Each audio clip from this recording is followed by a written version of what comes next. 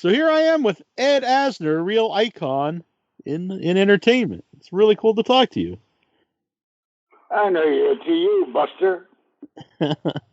So you're still a really busy man. You have a lot of stuff going on. You got a show coming to Netflix, and you have a play, God Help Us. Can you tell us about God Help Us? Well, it's like I came to Earth and decided to hear out these two yo-yos who had once been lovers. Were now separated due to extreme differences in political opinion. Mm-hmm. So they argue their cases in front of me, and I pass judgment on each one as it comes along. Mm-hmm. So it's very funny, and the audiences have loved it. Yeah, very topical. I'm also touring with a man and his prostate. That's a play. That's not just a guy and his prostate. No, it's just one guy. Okay, all right. And so I talk to the people in the audience from my own experiences as the playwright experienced it. And he wrote a very funny play. What's it like to be a one-man play? Because then it's it's all you. So I assume it's you don't good. Have to worry about BO on the other people. Right. You don't need to mind. You don't need to worry about your own either. Well, you're getting personal now, Buster. So you said a man and his prostate. Is that your story, or is it the story of the writer? It's the story of Ed Weinberger, who was a producer-writer on the Mary Tyler Moore Show. Mm-hmm. So went on to Taxi and Mr. President and a whole bunch of others. Amen. Yeah, Amen, yeah. You've worked with him for a long time. Yeah. We put out a book together last year. Yeah. So what's it like to work with somebody for, over so many decades? You just have like a natural chemistry with them? Natural loathing. Uh-huh. But I overcome it as long as we can do some work together. Mm-hmm. And we get it done. Yeah. So with God Help Us, I don't know if you want to give too much away, but does it take a side, left or right? No, he keeps saying, why can't you compromise? Why can't you compromise? And finally, I create a situation at the end whereby I have them walk in each other's shoes. Mm-hmm. So the fascist becomes a liberal, and the liberal becomes a fascist. Right. So have you ever seen a time where the country is so divided politically? No! Yeah, it's bad because people who are friends have become enemies, or people have lost real friendships over politics in the last few years. Well, where am I podcasting? What neighborhood? Oh, this will be heard worldwide. I'm in Massachusetts. Uh-huh. Well, you don't have that many Republicans there, do you? No, I live in a very liberal place. I'm on Cape Cod, Massachusetts. Oh, yeah. Well, God bless you and your luck. Thank you. And I'm in California, in Los Angeles, and I'm surrounded by non-Republicans here. Mm-hmm. If only the world would be like that. I agree with you. It is very strange because people like I've known online for a long time over the last couple of years, you see a different side of them that I didn't really. Being in a liberal area, I kind of think that everyone thinks that way, but then you do see there are people that think quite differently. Yeah. Unfortunately. It causes me to fear a future civil war. Mm-hmm. So this is up. Mm-hmm. Stumbling into appeasing the right-wingers. Yeah, the world's really changed just in the last 2 years. Yeah. Yeah. So how about Dead to Me coming to Netflix? What is that about? What's Dead to Me about on Netflix coming to Netflix? What's your role on it? Well, I'm like the Beau Brummel of the senior citizens' home. Uh-huh. I'm the cherished meat pie. Yeah. And if you look at me, you can understand why. Oh, definitely. Yeah. You'd agree with that. I agree 100%. 100%. Yeah. So I know Will Ferrell is involved in writing it, and you worked with him before. What's your relationship like with Will Ferrell? I think he's brilliant. I think he's a brilliant performer. Mm-hmm. And Elf became the most delightful Christmas movie because of him. Mm-hmm. Don't you agree? I agree 100% because right. When I was growing up, there's a lot of Christmas movies, but they all came before I grew up. There wasn't too many modern ones that I think would catch on, and Elf is one I think's great, and I think it'll be a modern Christmas movie, but it'll stand the test of time, and I think it's become a classic that people watch for decades. Oh, I think so. Before, all we had was Miracle on 34th Street. Mm-hmm. And I got so tired of Edmund Gwenn. And to do a Santa Claus with balls just delights me. Uh-huh. Yeah. So what was that experience like to portray Santa Claus? I just said it. Very good. Was that the first time you met Will Ferrell on Elf, or did you know him before? That's the first time. Yeah. And when I came out to confront him, once he reached maturity, mm-hmm. I don't think he'll ever reach maturity, but that's, just for the sake of the movie. Mm-hmm. I was appalled at how tough it would be to act with him. Because I would have to put on my best performance just to stay in step with him. Mm-hmm. So when you say like that, so would he go off script? Would he just kind of riff on things? What do you mean by that? What do you mean by that? Would he just riff and go off script and say funny things? What do you mean by that? No. It was just the way he did his lines. He made it a great challenge for me to be as equally funny as he was. I see. There's another classic, TV comedian or comedic actor, Bob Newhart, was also an Elf. And yeah. Did you know Bob very well? We were fairly close. We lived fairly close to each other when we were raising our families. Mm-hmm. He's a good guy, and he comes out of Chicago, mm-hmm. and Chicago is the spawning place for great talent. Yeah, because that's where I came out of. Mm-hmm. Exactly. So you mentioned trying to keep up with Will Ferrell, and Mary Tyler Moore's show had such a great ensemble cast. She didn't come out of Chicago, but boy, she was good. Yes. So did you, when you're doing a show like Mary Tyler Moore with so many great actors on there, do you ever fight to get camera time, even if you're all trying to work to make a good show? Do I ever what?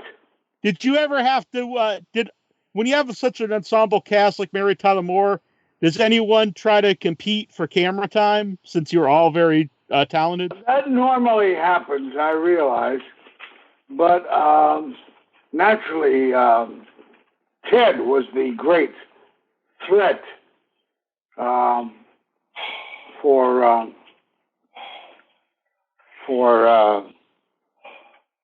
camera time. Mm-hmm. But he was generous, and he taught me to be generous. Yeah, I read that he originally tried out for your part, for Lou Grant. No, Murray did, Gavin. Oh, that's right. Yeah.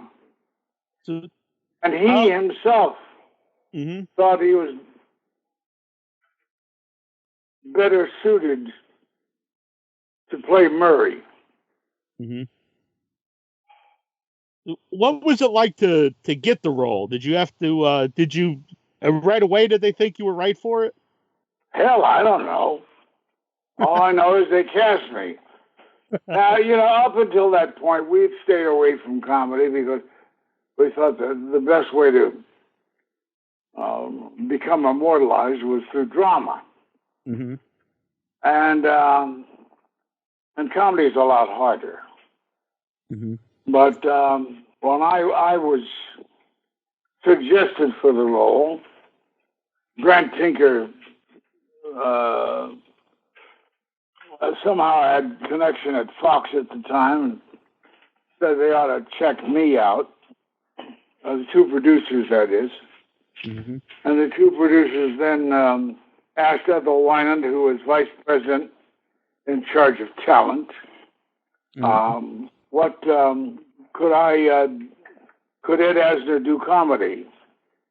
And she, without any real knowledge about me, said Ed Asner can do anything. And I went on and I did anything. Yeah. You yourself going into a comedy, did you were you comfortable right away doing it? No, but I decided to dedicate myself to doing it honestly, and that was a great way to work. Mm-hmm. I didn't show panic. I showed a calm head, and I was in the hands of two producers and fellow writers who knew what they wanted, and a director who knew how to direct comedy, Jay Sandridge. And we never had any problems. Did you feel you and Mary Tyler Moore had like instant chemistry? Well, sure. I wanted her naturally. Uh-huh. And I think under the cuff, she probably enjoyed me. Mm-hmm. So, a match made in heaven, pal. I agree 100%. I agree 100%. I suppose. So, when you speaking along those lines, you in the last season, you guys have a date. Next to last season. Next to last season. Year. Right. So, was there ever talks of doing that earlier in the series? And do you think it would have been a mistake to have your two characters get together on the show? No, I never thought that'd be a mistake. I kept waiting for the moment. It took us 6 years to get to that moment. Uh-huh. Well, was there ever talks to have you guys actually have a good date and then become a couple on the show? I never heard anybody express that. Yeah, I read that it was funnier to keep it that way. Yeah, I think so. That they always say that's on shows when they do put the two characters together, it loses something with the audience because the audience wants that, but then once it happens, there's nothing left for them to want. I'd end up like Fred and Lucy and Desi. Right. So, what was Betty White like? She's a gas. Mm-hmm. Wonderful lady. When I mentioned you're on the show, a lot of people asked if you had any Betty White stories. Did I have any Betty White? Yeah, do you have any stories involving Betty White? Hi, I'm Sam Medina. You can catch me on Mile 22, Venom, Elite Battle Angel, and you are listening to Inside Your Head with Nasty Neal. Thank you very much. Yeah. Hello. Sorry about that. I don't know what happened. I think I lost you. Well, we know you lost me. Was it your fault? It might. Well, not. I didn't do it on purpose, but yeah. What if you didn't? I have some remnants of the storm here where I am. The weather's not perfect. Remnants of what? Of the storm, of the hurricane. I didn't get hit by the hurricane, but we get a lot of wind and rain from the hurricane. So we got a lot of wind here. It's called the Savannas. So, I was. But that doesn't make me hang up on my interviewee. I know. So I apologize that happened. Well, it ain't enough, pal. You'll have to send money. We'll do the money part after the interview. What? After? Yeah. Why not now? Well, it would complicate the interview and get in the way. I think it's best that they handle it after. You better get that check in the mail, Buster. No, you often play. You do know where I live now. Yeah, Cape. So you often play a curmudgeon. Do you? Is that anything like your real personality? No, of course not. Are you nuts? Well, why do you think you get cast so often as a curmudgeon? Well, I'm portly, and people tend to think of portly as irascible. Mm-hmm. Yeah. You have fun with it, though, I assume. I do. Yeah. I can tell you to shut up. Right. You could tell me to shut up, and then I think, oh, it's just, Ed Asner's character, so I don't get mad about it. Yeah, right. Tell you to go away. I have to remember that. Send money. Yeah. So I did ask you about Betty White stories, if you had a Betty White Very charming story. to women, though. Oh, I can see that. I definitely can see that. Ever since the Me Too movement, it's hands off and eyes up. But now that you're, did you ever? How has that changed acting for you, or in general on sets and stuff? The Me Too movement. Yeah. Well, goodbye. Thank you. I've always been a flirt, mm-hmm. and I get a little over passionate in dealing with women. So I've had a couple of bad incidents, and I now have to be sure I keep my hands to myself. Mm-hmm. It's there is a big difference though between being friendly and flirtatious, and being like an actual creep. Well, it's. But nowadays you have to be careful. Yeah, and I watch myself every minute. Cool. One of the great, one of the tragedies of the Me Too movement was Al Franken being drummed out of the Senate I agree. by his fellow Democrat, Christine Gilliland. Mm-hmm. And it was innocuous kind of crime that he did. Mm-hmm. And he was a good representative, a good senator. Yeah, I agree with that. I think that, to me, it's obvious from the picture. It was meant to be a joke. There's not actual groping. Yeah, I know. Mm-hmm. Yeah, I agree with you. Stupid. Yeah. So, I did an interview while I was being converted into a good soul, let's say. Mm-hmm. And I gave an interview, and it was we were out of town. I think it was on NBC, and word came back they weren't even going to show the interview. Wow. And I haven't the foggiest idea what the hell they were talking about. So it never aired? Never aired. How long ago was this? Was this recent? About a year ago, I guess. Oh, okay. Huh. You've never heard anything since then? No, I don't want to hear. Fair enough. I always think Ted Knight's was one of the funniest people like ever. What was he like? He prepared me for Will Ferrell. So very similar personality. So was he the same way offset? Was he a very funny guy when he's not, in character? He was always funny. Yeah. He a typical case is one day Gavin and I were walking by while Ted was in a scene. And he came over to us after the scene broke. And he said, listen, I want you to look at this next run through. I'm going to do it a different way. Tell me which one you like. So we watched. He did it a different way. It was just as funny, but different. We shook our head in wonderment. And then he said, all right, now, next one, I'm going to do it a different way. A third way. Tell me which one you like. And, all I want to do is curse him. Because here, Gavin and I were just barely getting it the first time and keeping it when it worked. Mm-hmm. And here's Ted offering us 3 different versions, all funny. Uh-huh. So I hated his guts.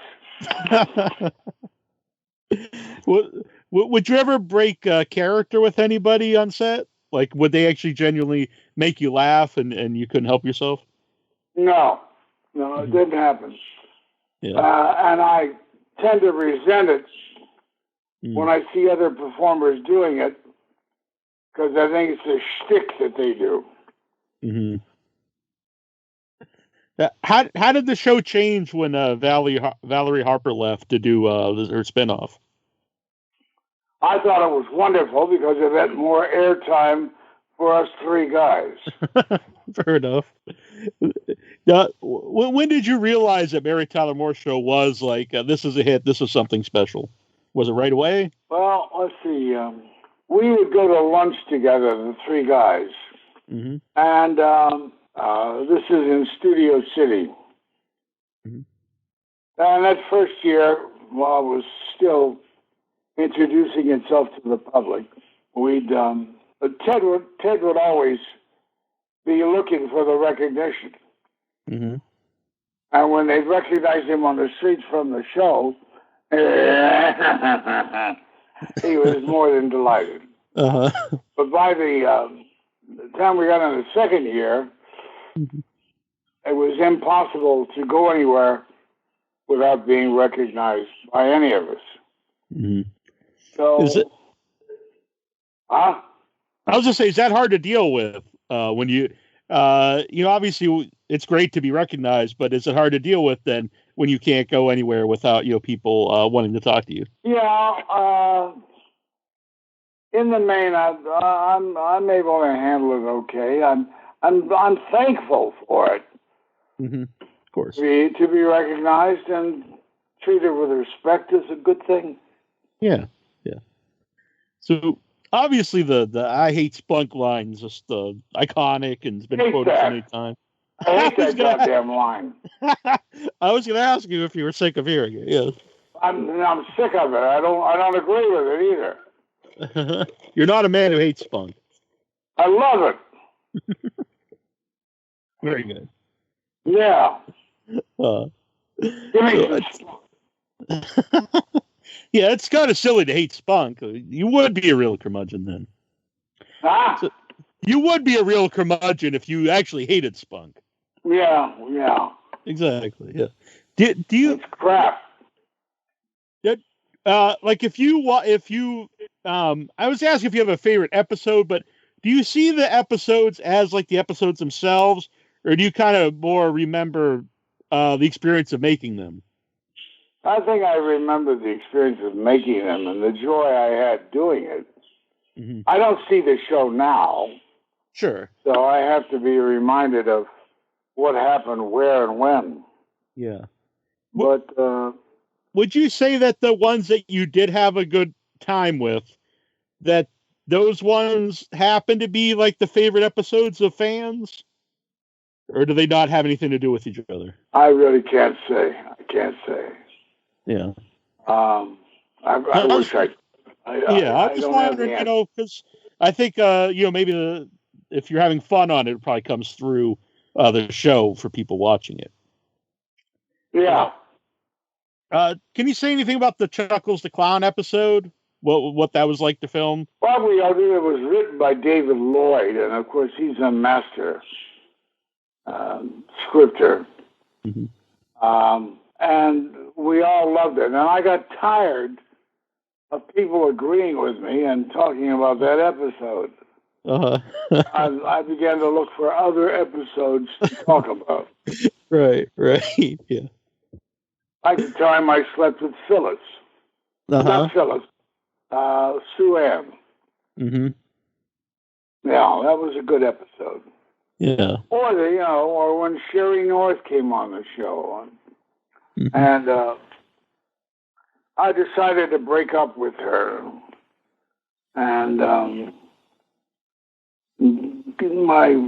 talking to my little secretary, Mary, she said, it got to the point where she said, well, I felt being a band singer, she probably played around too much. Mm-hmm. And so Mary asked me, what is too much? And I said 6. And Mary took it and left the office. Mm-hmm. And 3 seconds later, she flings open the door and says, 6! How did I come to such a ridiculous figure? Right. So what do you think it is about Mary Tyler Moore that stands the test of time, where people always discover it, new generations of fans? Because there's been a lot of shows throughout the years, and some of them are forgotten. It's not a dated show. It's a show where a girl was trying out her wings for the first time and succeeding. And finally, they built a statue to her and her wings in Minneapolis. Mm-hmm. Timeless. Yeah. Yeah. So, what is it like to play Lou Grant then in a dramatic way? Because I don't think that's been done before, where it's like a spin-off of a comedy show, and then the spin-off is a drama. Well, I had the same 2 producers. I figured they could do no wrong. Mm-hmm. They and their fellow writers had never been regulars on an hour show.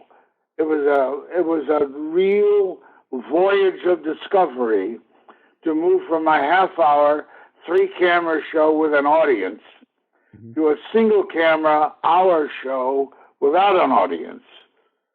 And there were a lot of mistakes made and a lot of things learned in the meantime. When you do that, do you play Lou Grant any differently? Or is it just you play him the same, he just happens to be... I had to, because of the scripts being written. Yeah. At first, I relied on my comedic Lou Grant, which was primarily based on my 2 brothers. And as we went on, I realized I couldn't use that basis anymore. Mm-hmm. So I became an introvert and looked into myself and hauled out the dramatic character that you then saw. So, it's interesting that at first, people didn't know if you could do comedy, and then afterwards you end up like it's a harder time then to go back to drama in a way. Yeah. Was that an enjoyable experience for you to do Lou Grant on the Lou Grant show? Yeah, because we were dealing with very. It showed the press in its struggle to reach people. It showed the problems confronting the press, and it was not easy, but it was important. Mm-hmm. I can't tell you how many guys I run into, and girls, who saw that show and decided to go and do journalism. That's to make you proud. Yeah. except it's a low-paid profession. Mm-hmm. Even though obviously Lou Grant's a character.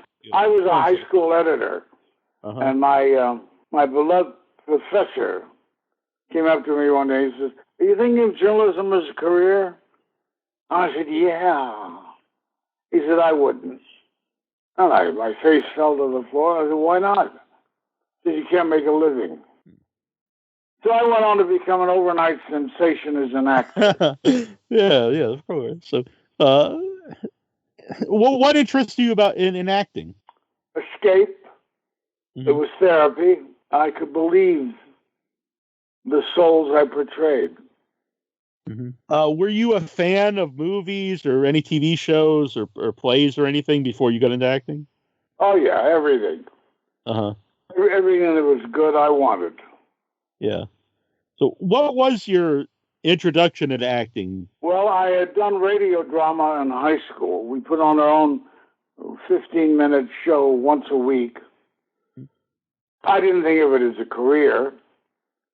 Then I went to college, did a radio thing in college out of the dormitory system. Still didn't think of acting as a career. I decided to go to summer school, and my little roommate, who was involved in the theater group, came bustling home one day, and he said, "They're going to do Murder in a Cathedral as the summer show. Get the book, read it, try out for it. You can do any role in there." Mm-hmm. I ended up doing the lead. Oh. Is it something you felt that you were good at right away? Yeah. I had a very large ego.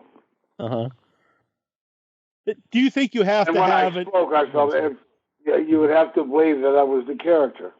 Mm-hmm. Do you believe you have to have a certain amount of ego to be successful in acting?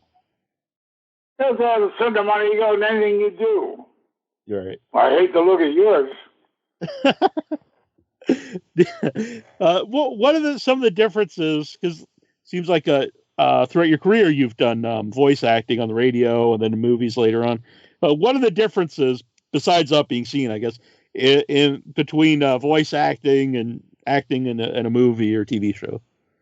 I don't see any differences. Okay. My mind works the same in doing a voiceover as it was with Up. Taking whatever direction the producers give me and applying it. I can take direction, believe it or not. So, did you know what Carl looked like for Up when you're doing the voices? Not in the beginning. But the second or third taping, I saw the picture, and it struck me that he looked just like what the hell was his name? Senator from Paul Douglas, Senator from Illinois. All right. So when you see him, then does that change how you play him at all, or do no? I'm not breaking the sound barrier when I'm doing a character. Sure. But my voice was fitting into that creation. Yeah. Do you think they did a good job? Is it kind of how you envisioned the character? What he looked like? What? Did you envision the character looking like he did? Or no, in your head, did you have a different way? But I was able to adapt to that character very easily. And, you've seen one grumpy old man, you've seen them all. Right. But you definitely stick out. The grumpy old men you play. You definitely stand out amongst the sea of grumpy old men. Yeah. So it's a very emotional a movie. What did you think of it once you saw it? I loved it. I loved it while I was doing it. When I finally saw it, my love for it was confirmed. Yeah. And this, is up for awards, won awards, and what do you think about that? Do you think animated movies should be up for Best Picture? Well, of course. Artistry goes into it, be it in the voice, be it in the delineation of the characters, or the original writer. It doesn't matter. Yeah. The art is all part of the prospect. Well, what do you get recognized for the most nowadays? What? If someone recognizes you, what do you get recognized the most for? Because you have several, characters that are very well known. Mostly, well, I guess it's Elf, then Mary Tyler Moore, and then Up. Yeah. Have you ever played Santa Claus before Elf? What? Had you ever played Santa Claus before you did Elf? I've done it all over the place. I probably established a record for the number of Santa Clauses I've done. Yeah. Well, it's interesting that you people consider you like a curmudgeon for other roles, but then you're also considered, play Santa Claus, who's a very jovial character. Well, but yeah, jovial, except don't cross him, because then he gets pissed off. Exactly. How about filming the movie The Wrestler? I'm a longtime wrestling fan. Did you know anything about professional wrestling when you did the movie? No, my dad used to take me to the wrestling matches in Kansas City, and I found them to be tremendous showboats and enjoyable, and I liked them all too. Yeah, they're good guys. I read that that part of the reason they cast Elaine Giftos in the part was that they thought she resembled Mary Tyler Moore, and that it would give some fans of Mary Tyler Moore the opportunity to see you guys together. Have you ever heard anything about that? No. I can see why they thought there was a resemblance, but that's all I know. Yeah. Elaine did a nice job. Yeah, it's a good movie. Another recent thing, Cobra Kai. Is really popular. And how did you get involved in it? No, they just call you up. Oh yeah, they called and wanted me. Yeah. Well, what are your thoughts on, because it's on, it's the first show on RedTube, like part of YouTube, and what are your thoughts on that? Like, shows now are on YouTube, shows are on Hulu, Amazon, streaming sites. How does that change the world of acting? Made it cheaper. Cheaper as you get paid less? Or yeah. Not as important? Get paid less. I came to California in '61. And the studios and the networks really controlled the business at that time. And the union was, fairly pronounced. Well, there was order in the world.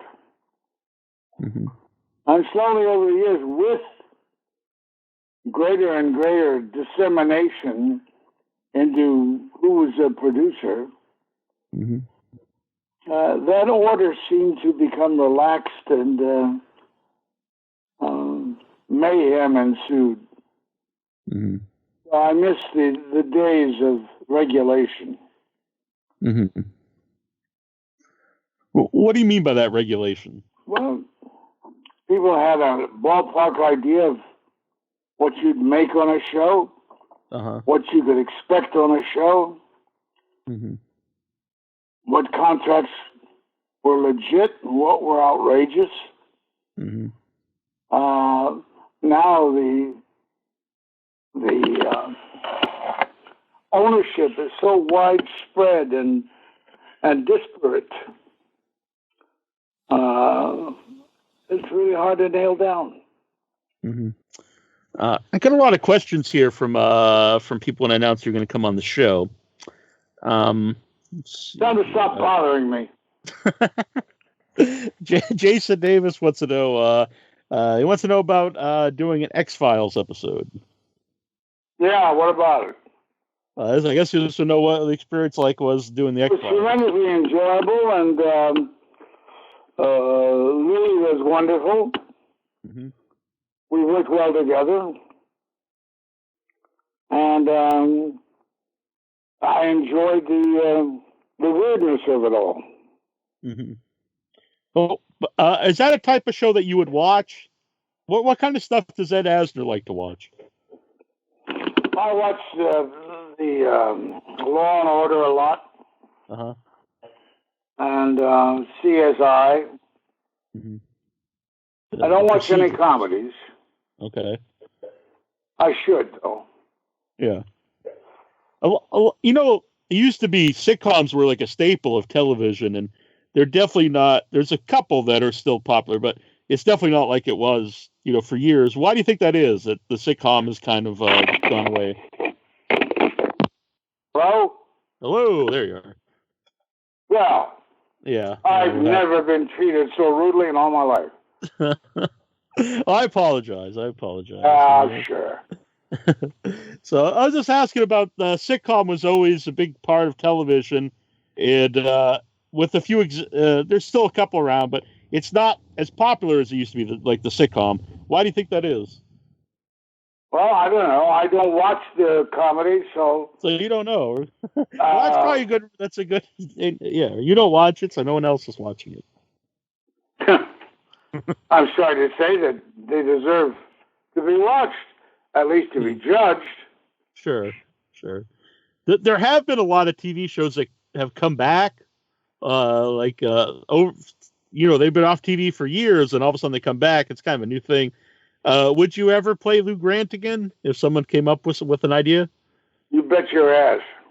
Mm-hmm. Has that ever been talked about? Not because I had such fun playing him, but because I think the ideas and the subjects covered were important.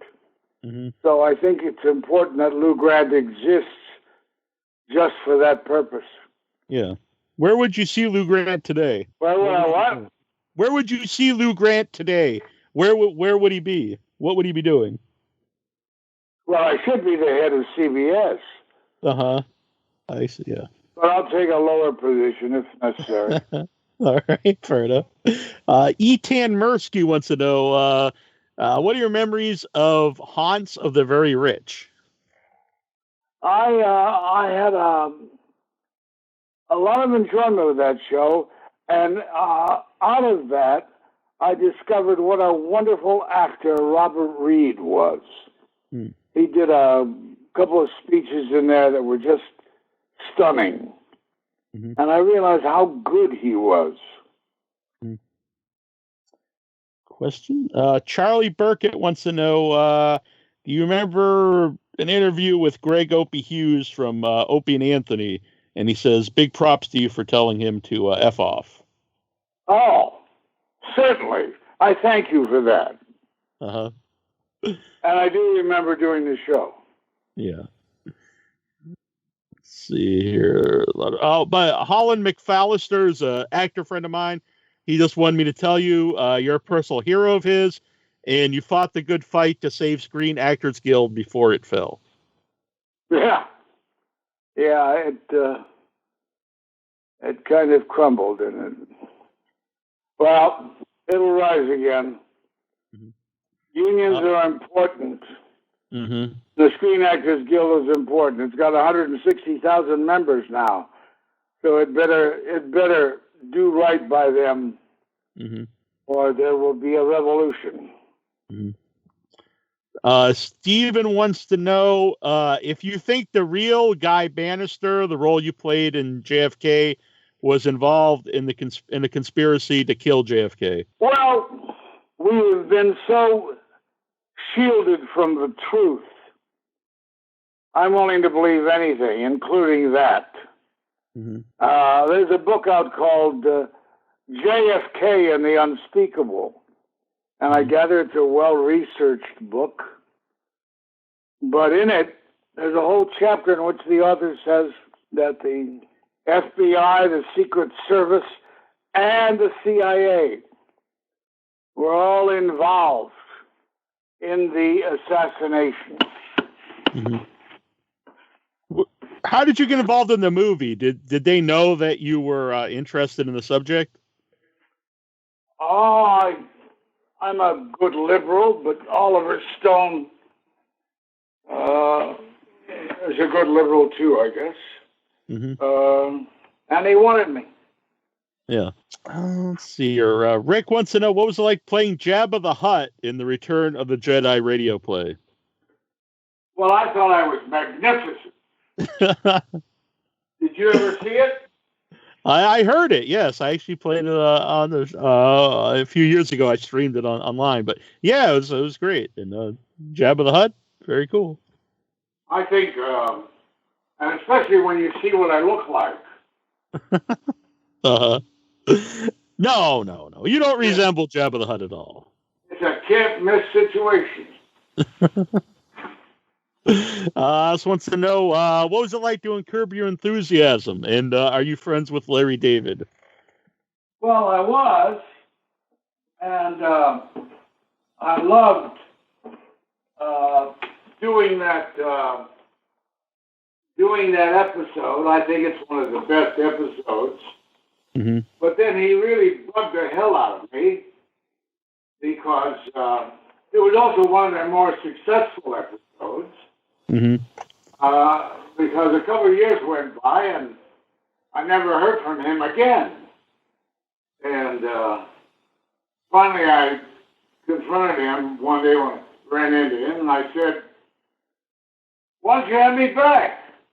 Mm-hmm. And he went, "You died." And I thought, I guess he doesn't watch TV. Right. You come back, flashback, dreams. There's all kinds of things you could do. Sure. Twin brother. Who the hell can I remember? Right. What's the differences for doing a live performance as opposed to acting in a movie or a television show? Well, you can't fall asleep. Right. So you certainly pepped up on your toes. Right. Huh? Right. Do you ever have that problem? Do you ever fall asleep on set on a movie? Well, I did Three Penny Opera for 3 years in New York. Uh-huh. And I fell asleep in my dressing cubicle. One Sunday afternoon. Mm-hmm. And by the time they woke me up and I stumbled to the entrance, Mm-hmm. The stage manager had already given the order to ring the curtain down, and there was no second act finale that day. Wow. So it was a terrible, embarrassing occurrence. Mm-hmm. And it woke everybody up. Mm-hmm. And I don't think anybody ever fell asleep again. Right. So, it's been a real pleasure to talk to you. I'm very appreciative that you came on my show. Well, I'm happy to be with you. Excellent. And is there anything you would like to tell fans out there who have been a longtime fan of Ed Asner? Send money. Very good. They can send it to me. I'll make sure it gets. No, I don't want you to get it. Your hands all over my money. Are you crazy? Just send the money directly to me. All right. Fair enough. All right. Yeah. Thank you very much. I really appreciated this. My pleasure. Thank you.